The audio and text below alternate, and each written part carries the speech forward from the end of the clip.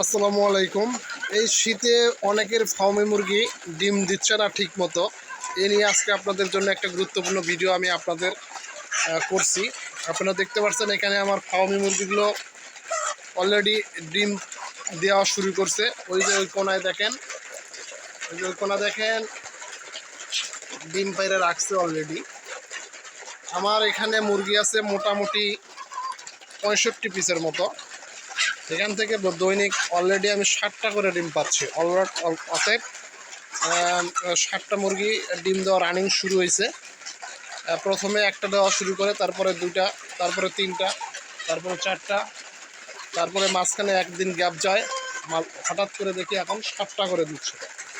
আর এই 7টা মুরগির ডিম প্রতিদিন আমি মাঝে মধ্যে প্রতিদিন পাচ্ছি তা না, মাঝে মধ্যে একদিন গ্যাপ যায়। কিন্তু অনেকের মুরগি আবার একবারে বন্ধ করে দেয় পারা।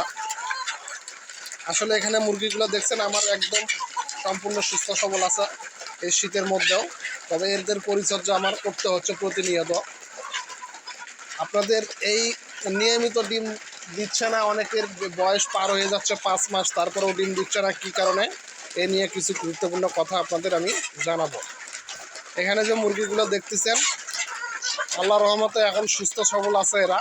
এখনও ঠান্ডা শীত এদের তেমন একটা ঘায়াল করতে পারেনি। কী কারণে পারেনি সেটাও আমি আপনাদের জানাবো। আর এদের ট্রিটমেন্ট অবশ্য চলছে। আমার সুস্থ থাকা অবস্থাও মুরগির আমি ট্রিটমেন্ট করি যেন অসুস্থতা লাগতে না পারে। আপনারা দেখছেন এই যে আমার ঘরটার পর্দা, এটা পাতলা পর্দা। পর্দাটা খুব বেশি মোটা তা না, আপনারা দেখতে পাচ্ছেন। আমার চতুর্পাশের পর্দা দিনের বেলা তো লাগানো রয়েছে। এখানে সাইডে আমার দেশি মুরগির বাচ্চা রয়েছে, আপনারা দেখতে পাচ্ছেন। আর এই পর্দাটা আমি শীতে মানে একদম বাতাস না থাকা, মানে থামা পর্যন্ত, প্রচণ্ড রোদ না ওঠা পর্যন্ত এক সাইডে যে এক কোনায় উঠে রাখছি, যে সাইডে আমি পানি হয়, আর অন্য সাইডটা পুরোটাই বন্ধ রাখছি। শীতে অবশ্যই পর্দাটা আপনার যদি আলো চলাচলের জায়গা থাকে তাহলে বন্ধ ফেলে রাখা উচিত। এই যে দেখেন সাইড দিয়ে 1 ফুটের মতো রাখছি, পুরো ফুটা করা আছে, এই সাইডেও আছে। এটা হচ্ছে আমার শীত থেকে এদেরকে রক্ষা করার একটা টিপস বলা যায়। আর দ্বিতীয়ত হচ্ছে নিয়মিত মুরগি ডিম দিচ্ছে না, একদিন পর পর দিচ্ছে, ডিমের আকার ছোট। এ নিয়েও অভিযোগ যেগুলো পাচ্ছি সেটা নিয়ে আপনাদের উত্তর দিচ্ছি।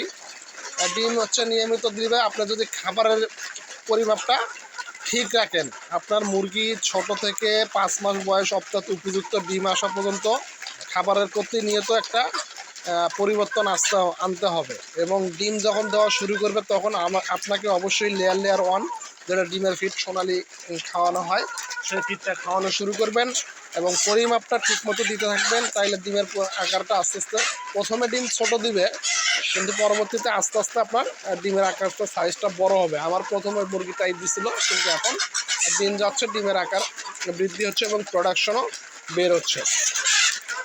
আপনারা কখনো খরচ বাঁচাতে গিয়ে খাবারের পরিমাণটা একদম কম করবেন না। সেক্ষেত্রে আপনার দেখা যাবে যে খাবারের পরিমাণটা কমে দিলে আপনার ডিমের প্রোডাকশন কমে যাবে, ঠিক মতো ডিম দেবে না এবং মুরগির ডিমের আকারটাও ছোট আসবে। এবং ক্যালসিয়াম ভিটামিন অবশ্যই সবসময় মুরগিকে খাওয়াবেন, এটা একটা গুরুত্বপূর্ণ। আপনার মুরগির প্রতি মাসেই ক্যালসিয়াম ভিটামিন অসুস্থ থাকলেও খাওয়াতে হবে, সুস্থ থাকলেও খাওয়াতে হবে, এটা একটা গুরুত্বপূর্ণ বিষয়। যাই হোক, আপনারা যদি ক্যালসিয়াম ভিটামিনের বিষয় আর হচ্ছে মূলত খাবারের বিষয়টা আর শীতের সময় ঠান্ডার থেকে রক্ষা করতে পারেন, তাহলে ডিমের প্রোডাকশনটাও ঠিক মতো পাবেন এবং মুরগির ডিমের সাইজও বড় হবে, ডিমও নিয়মিত দিব। আর যদি খাবারের পরিমাণ এলোমেলো করেন, অর্থাৎ কম বেশি করেন, ফিডেও উল্টাপাল্টা ফিড খাওয়ান, লেয়ার ছাড়া ডিমের সময়, তাহলে আপনার ডিমের প্রোডাকশন ঠিকভাবে পাবেন না, খরচ বাঁচাতে গিয়ে আরেকটা লস করে ফেলবেন। যাই হোক, আপনাদের গুরুত্বপূর্ণ বিষয় দেখলাম। আরও বেশি গুরুত্বপূর্ণ বিষয় টিপস নিয়ে আপনাদের সামনে ভিডিওতে দেবো। আজকের মতো ভিডিওটি এখানে শেষ করছি। আসসালামু আলাইকুম।